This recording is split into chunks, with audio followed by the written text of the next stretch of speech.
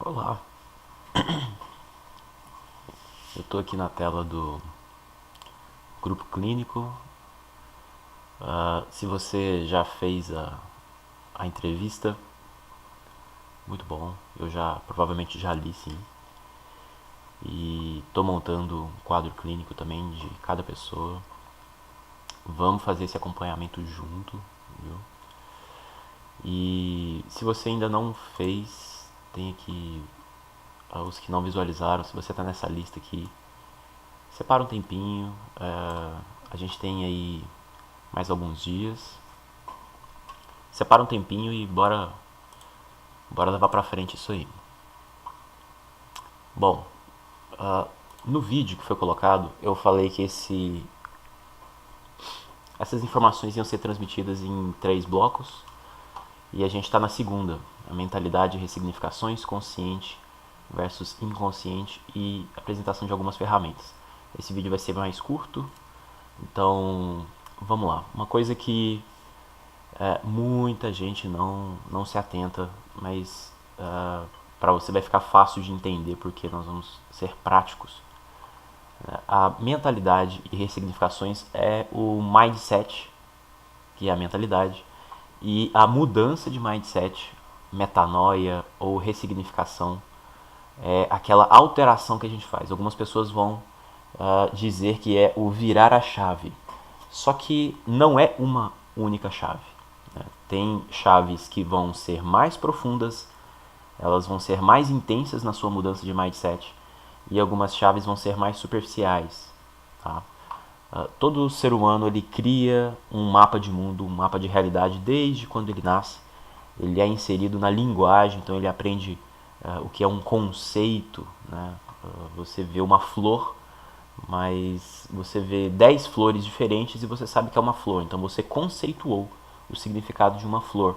Mas quando você diz essa é margarida e essa aqui é rosa, você então colocou profundidade, você tem pautado em experiência de relação com a rosa, experiência de relação com a margarida, mesmo que seja com a imagem delas, uma diferenciação. Então você vai criando o seu mapa se rosas são boas ou se margaridas são ruins ou vice-versa. E quanto a dinheiro, é a mesmíssima coisa. A gente vai pegando exemplos paternos, exemplos maternos, exemplos de vida de pessoas próximas. Lembre que você é a média das 5 pessoas que você mais se relaciona no seu dia e aquelas que você principalmente dá mais importância para a opinião. Na psicologia a gente descobre que as relações parentais, mãe, pai, familiar, elas pautam muitíssimo as emoções das pessoas. E quando a gente tem relacionado ao dinheiro emoções negativas, obviamente a gente vai externalizar isso na expressão do dinheiro, na maneira de expressar o uso do dinheiro. Focando aqui nas ressignificações, uma das chaves mais importantes para se ter a consistência e para virar essa chave é possível que você tenha que virar outras subchaves também, né? Chaves em volta dela. É a respeito do tempo. Consistência está relacionada a tempo. Consistência seja na dieta, para quem já fez treinos voltados para hipertrofia, sabe que a consistência ela é algo vital, seja na dieta, seja no treino.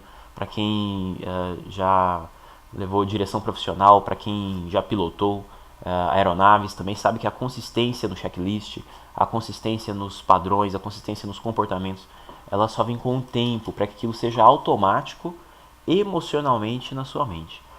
A gente tem duas gamas de pensamento. São os pensamentos, atitudes e expressões conscientes e os pensamentos, atitudes e expressões inconscientes. Qual comanda, né? Você talvez pense que dizer ser consciente de alguma coisa, basta que você saiba dela, que você tome consciência. Vou te dar um exemplo. Você, até então, até eu falar aqui agora, você não tomou consciência da posição que o seu pé está aí agora. Mas quando eu falo, você tomou consciência disso. Enquanto você não estava tomando consciência disso nesse momento, ou talvez até da posição do seu dedão, ou sobre qual pé está mais confortável ou menos desconfortável, sua atenção e sua consciência vai caminhando junto comigo enquanto eu vou falando. O inconsciente era quem estava tomando conta até agora. E a gente fala isso a nível fisiológico e cognitivo também. Fisiológico do seu corpo, porque você talvez tenha mexido o seu pé naquele momento, e emocionalmente também, tá? Em relação a pensamentos. Então, se eu disser perder dinheiro ou loss, vai remeter a alguma sensação, alguma emoção em você. Vai remeter também a experiências. Então, para mudar a maneira como a gente enxerga essas experiências, é necessário que a gente mude a maneira como a gente enxerga dinheiro. Para mudar a maneira como a gente lida com o dinheiro, é necessário que a gente mude a relação com o tempo. Para quem já tocou no mercado e viu aí uma simples tabela de juros compostos, sabe que é hiper atrativo quando você vê o que é 1% ao dia.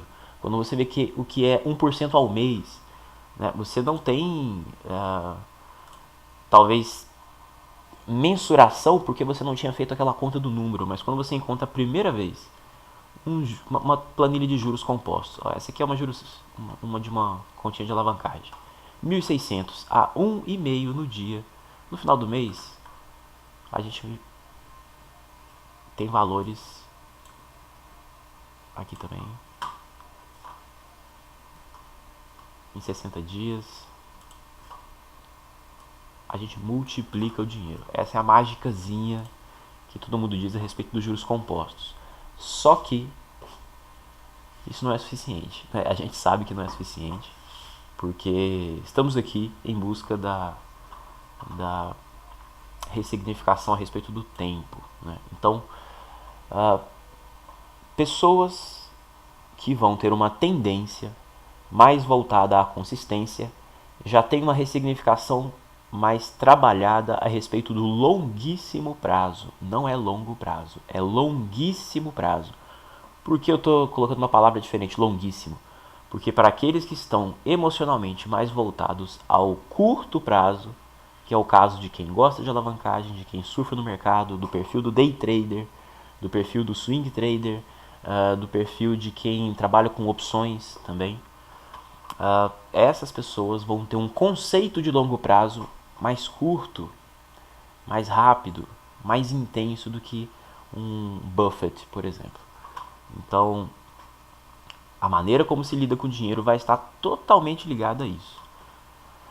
E para que a gente faça ressignificações que estão linkadas ao dinheiro e baseadas ao medo, sim, ao medo, esse aí é o principal vilão que a gente vai enfrentar, entender, estudar aí no decorrer do processo, tá? O medo de cada um é diferente.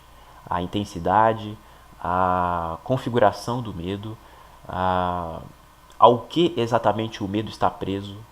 Por exemplo, se você tiver numa conta de alavancagem e estiver quase fazendo 150 mil, e se você já tem um planejamento em que 151 mil já te garante a aposentadoria sua e a aposentadoria da sua família, e toda a sua motivação relacionada a se envolver com o mercado financeiro está pautado em ajudar a sua família, ajudar os seus entes queridos, é óbvio que se você tiver alguma programação para te boicotar, é óbvio que você não vai bater essa meta. É óbvio, é claro. Por quê? Porque se você bater essa meta, realizações na sua vida serão alcançadas. E talvez o seu emocional esteja programado para não alcançá-las. Mas como pode? Eu tenho aí 95% da minha mente inconsciente. Aquela historiazinha de que você só utiliza 10% do seu cérebro, você só utiliza 5% da sua consciência. É realmente verdade. Só que não tem como você ser um X-Men ao ponto de você usar 100% do seu cérebro consciente, simplesmente porque você ficaria louco. Você não tem capacidade cognitiva cerebral para você tomar conta da sua respiração, do controle de nível hormonal das suas tireoides ao mesmo tempo, a pressão sanguínea nos órgãos respiratórios, no sistema cardiovascular inteiro. Então, como que você ia controlar a pressão arterial de cada conjunto de órgãos ao mesmo tempo, enquanto ainda percebe os estímulos à sua volta e ao mesmo tempo dá sentido a eles. Então é uma tarefa multi processada, né? E a gente não tem essa capacidade. Bom, e a gente nem precisa ter. A gente programa o nosso cérebro para que ele tome conta de coisas que a gente não está pensando. A nossa consciência toma conta aí de 4 a 9 coisas ao mesmo tempo. Por isso, aqueles que têm rotina antes das operações, eles estão probabilisticamente mais próximos de terem operações que não vão desencadear descontrole, tá? Mas a rotina ela pode ser automatizada pelo seu cérebro ao ponto de você simplesmente já parar para operar e a rotina mental já ser alcançada no seu estado. A rotina é apenas para fazer o seu cérebro alcançar um estado mental, tá? Um estado mental que era inconsciente e passa a ser consciente. Não se preocupem se parece um pouco confuso. Para aqueles que já têm familiaridade com a PNL, melhor ainda, vocês talvez já tenham mais compreensão do que está sendo dito, mas a gente vai destrinchando esses elementos aí no decorrer do processo, tá ok? Mas fiquem tranquilos, há solução para tudo, inclusive para a morte. Pois é. E vamos lá, algumas ferramentas, eu coloquei algumas ferramentas aqui, e são ferramentas como, por exemplo, Dailyo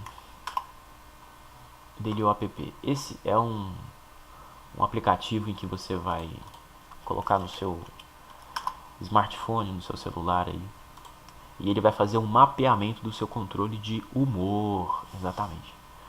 Ele é gratuito, tá? Não tô fazendo propaganda, não ganho nada deles ainda, né? Quem sabe? Aí os lucros vão para o mercado financeiro. Mas a ideia é que o quê? Que você vai montando, eu tenho o meu, uso no meu celular. Acordou?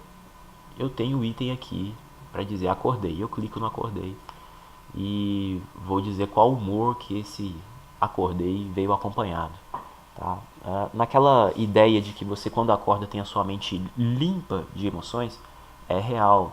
Tá? Se você acorda vai ver Facebook, se você acorda vai ver notícias, se você acorda vai ver televisão, você está jogando informações no seu cérebro que vão trazer emoções a você. Se você está com a mente limpa e vai operar, é mais probabilisticamente vantajoso que você tenha uma atenção emocional maior para as operações. Então eu coloquei acordei aqui e ele mesmo faz o registro da hora, ele mesmo faz o registro de tudo. Depois ele vai te dar gráficos aqui, retornos, feedbacks que são importantíssimos para você saber qual dia do mês está relacionado ao que. Opa, nesse dia aqui, no dia 8, eu acordei muito bem. O que aconteceu? E eu vou colocar, enquanto eu estou anotando a minha atividade, uma nota. Tá? As notas são muitíssimo importantes durante as operações também. Quando a gente for apresentar um sistema de trade decente, né, a gente vai fazer relatos e relatórios de cada operação. O que eu fiz nessa operação? O que deixou vazar nessa operação? Quando eu escrevo a respeito, muita coisa é entendida de um jeito diferente pelo meu inconsciente. Tá? Então, fazer suas metas escritas, escrever mesmo, manualmente, é muito importante para que seu cérebro entenda que aquilo está sendo absorvido e aceito. Tá? E falar para si mesmo, verbalizar. Esses são segredinhos da PNL aplicado aí à gestão emocional que a gente vai destrinchando. Essas são algumas ferramentas. Uma outra ferramenta vai ser para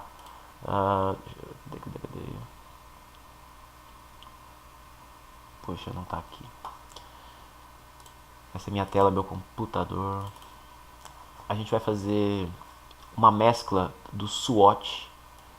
Para quem não sabe o que é SWOT, pode googlar aí o termo, que são maneiras da gente mapear forças e fraquezas e programar algumas tarefas pequenas que vão fazer uma relevância enorme dentro da nossa habilidade de gestão emocional. Tá? Já adianto para você que o medo ele tem como ser anulado com uma outra emoção. E a gente vai trabalhar essa emoção focado nos conceitos, nas palavras, nos itens, nos elementos, nos objetos psíquicos, no dinheiro, por exemplo, na família, por exemplo, no patamar financeiro, no status social, por exemplo, de uma maneira estratégica e emocional para anular o medo em cima daquela verdade que a nossa mente insiste em adotar para si.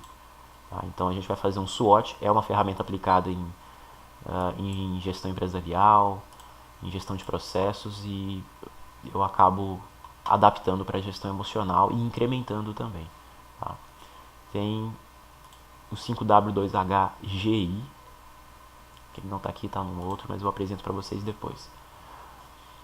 Mas vamos lá, questão do tempo é a única coisa que, se você puder gravar desse vídeo, é o mais importante. O curto prazo, o longo prazo, essa é a diferença. O que é curto prazo para você? O que é médio prazo para você? E o que é longo prazo para você? Eu coloquei um longuíssimo, porque é importante a gente ter essa noção. Curto prazo, quanto? É 3 dias para você fazer uma alavancagem em 3 dias, conseguir 200 mil? É possível, a gente sabe que é possível. Médio prazo, quanto tempo é para você? É meses? Médio prazo configura 3 meses para você? Faz esse detalhamento, tá? Mas coloca o que realmente é curto prazo para você. Depois que você tiver preenchido todos aqui, o curto prazo realmente para mim é 3 dias. Ok, o médio prazo realmente para mim é 2 meses. O longo prazo realmente para mim é 3 anos. Não, nem vou colocar isso. 1 ano e meio. E o longuíssimo prazo, 5 anos. Essa é a configuração que você realmente pensa? A que você sente que faz verdade com você? Ok, preenche isso. Minutos depois, não pode ser seguinte, minutos depois, 2 minutos, 3 minutos depois, você vai preencher o que você realmente gostaria que fossem o seu conceito de curto prazo. Eu gostaria que fosse meu conceito de curto prazo 3 meses. Eu gostaria que o meu médio prazo fosse 1 ano. Esse é o que eu realmente gostaria, tá? Não é o que seria ideal, não. É o que eu realmente gostaria. O longo prazo, 5 anos. E o longuíssimo prazo, 150 anos. Você vai fazer essa anotação para você mesmo e vai deixar ela no papelzinho, tá? Coloca aí debaixo do seu teclado, guarda aí e mantenha próximo, só isso. De vez em quando você vai bater o olho ali e vai pensar a respeito de cada um. Pensar no cenário. Como seria bater a meta no curto prazo, bater a meta em médio prazo, bater a meta no longo prazo. E estipula esse assistir-se como algo bem detalhado. Com quem você vai se relacionar, o que você vai falar, o que você vai fazer durante o dia quando essa meta estiver batida. Seja no curto prazo de hoje ou curto prazo que será moldado o seu emocional, tá? Mas vamos lá. Dia 9 a gente está aí. Muitíssimo obrigado pela sua atenção. E falta mais um vídeo. Prometo que será bem mais curto que esse, tá? Apesar dos conceitos serem intensos, tenho certeza que vale a pena. Lembrando que a gente está ressignificando a questão do tempo, né? Então, se quiser acelerar o vídeo, ok. Mas lembre que trabalhar no curto prazo em relação ao longo prazo, até para um vídeo de YouTube, vale muito a pena ser retrabalhado, tá? Tamo junto. Todos filhos do Deus Altíssimo e Pai Perfeito, semelhantes nas diferenças. Tamo junto.